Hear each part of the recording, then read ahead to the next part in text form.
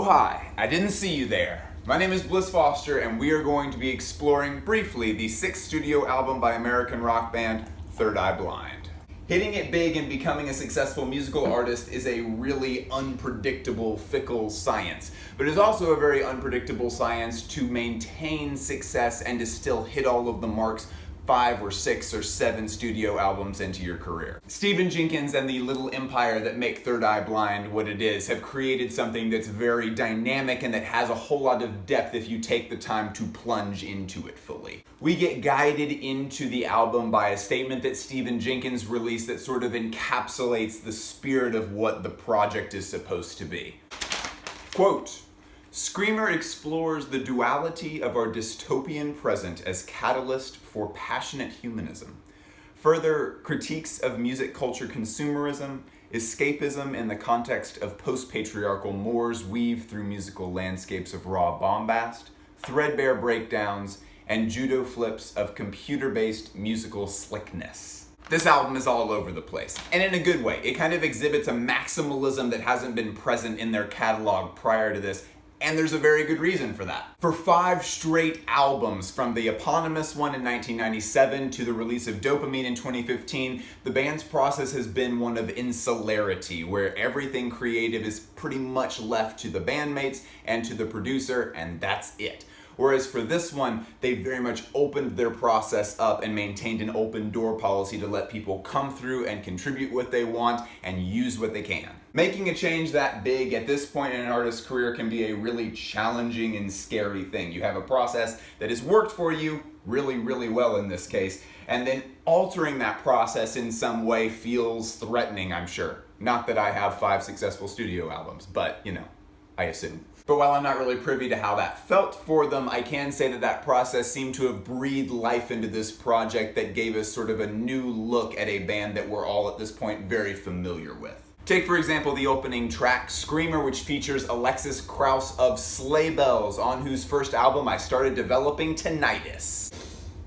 Memories. The white-hot energy of Sleigh Bells is something that is wholly unique to them, but is largely due to Alexis Krauss's really unique vocals. And when she's featured on Screamer, she brings a lot of that energy with her that gives the song a bombast that we haven't really seen before with ThirdEyeBlind. It's the kind of song that's like bound to be the opener for every concert for the rest of Stephen Jenkins' life. The formal definition for Screamer is something that's remarkable for its speed and its impact, and that's something that is shockingly apt for this song and for the overall album as we move forward to more songs. The second track on the album is one that a lot of people have probably already heard at this point. The Kids Are Coming to Take You Down. It has been the formal single for the album thus far. Thematically, this seems to be the one where he's addressing the dystopian present that he talks about in his thesis statement the most. Stephen Jenkins is a major climate hawk and a dutiful hater of Donald Trump. But what I think is really interesting is that the most politically charged song on the album isn't so much doing the fuck you and fuck the system kind of thing. It's telling the story of how change actually happens. Specifically, this song is about the activists that emerged out of the Parkland shooting tragedy, kids like Emma Gonzalez and David Hogg. So Jenkins seems to be channeling his spirit of rebellion through contemporary youth culture. Jenkins is 55, and like a lot of people in that age group, I think he still feels all of the things that youth culture is built upon, but he can't necessarily enact it in the same way that he could when he was 20 years old. And so I think he's made the right move here of kind of channeling all of those feelings into the things that are happening right now in youth culture activism. Kind of shining a spotlight on the events that are channeling the feelings that he is really, really feeling. And that actually brings us to a really interesting point of the album's art. The cover is all white and features a very beat up pennant flag, which is the kind of triangle shaped flags that they typically use for baseball. The colors on the front are red, white, and yellow, but it's kind of implied that the yellow is the result of mud and that it used to be white, so an American pennant flag. The back features a single piece from a drum kit and a single drum stick. It's a very moody picture, but if you look very closely at the stick and at the top of the kit, both of them say Made in USA. So we have a lot of America references moving in the album art. And I think what basically is trying to be said here is that all of these guys were born and they were raised here in the United States, and they're seeing a lot of things change about that that are discouraging. Like the stains on the flag and the duct tape on the drum in the back, you're supposed to get this feeling that there's a lot of tiredness and a lot of beat up and a lot of being worn out from like the whole country itself being torn apart by all of the conflict and all of these changing ideologies that are happening within it. But there's like an affection to both of the images, something that kind of seems to be saying, I love you, America, please, please stop it.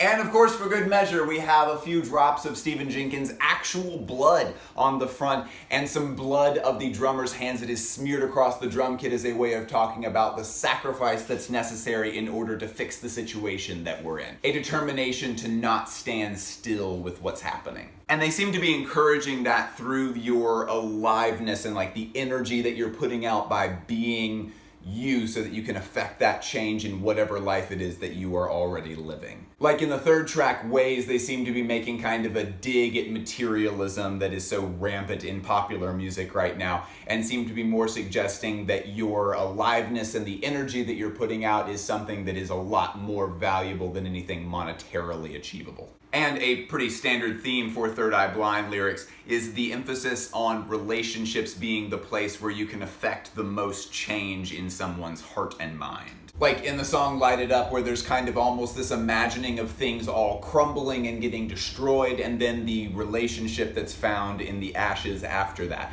Kind of talking about how like all of these things that seem to be the whole world, if all of those things go into the worst possible scenario, there's still this possibility for love and for unity after something like that happening. So before we wrap this up, there are two kind of miscellaneous points that don't really fit into the arc of the story that's being told, but I feel like are definitely worth pointing out regardless. The first one is a really quick one, and that is that the styling for the album art as a whole is very much clearly inspired by the work of fashion designer Rick Owens, who Stephen Jenkins is a noted fan of. There's like a whole interview that he did with the website Grailed where he just talked about his obsession with Rick Owens' work, and it very is clearly demonstrated in a lot of the photography and a lot of the placement and the styling and even the font of the final product here. It's very clearly a result of that influence. That's fun for me because I like clothes. The second thing is a little bit more music driven. A song that's closer to the end, 2X Tigers, is one that is very different for the catalog of Third Eye Blind. Apparently, as the story goes,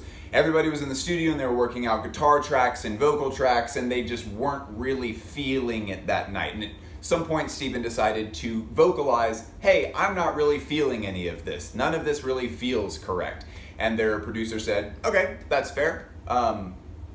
Let's just kind of go off book a little bit. What kind of music have you been into lately? And Stephen was very honest with the man and said, mostly trap music. And they said, okay, cool, let's make a trap beat. And everybody got huddled around the laptop and worked on a trap beat together that they then started freestyling over. And all of the lyrics that got kept in the final song are freestyled lyrics. They were one take. And I think that speaks a lot to the amount of fun and energy and good vibes that went into the creation of this record. There's that very serious narrative and the arc that goes into it, but then there's also a good deal of playfulness and just like solid times that were had. So yeah, Screamer, Third Eye Blind. Thank you for joining me. Goodbye.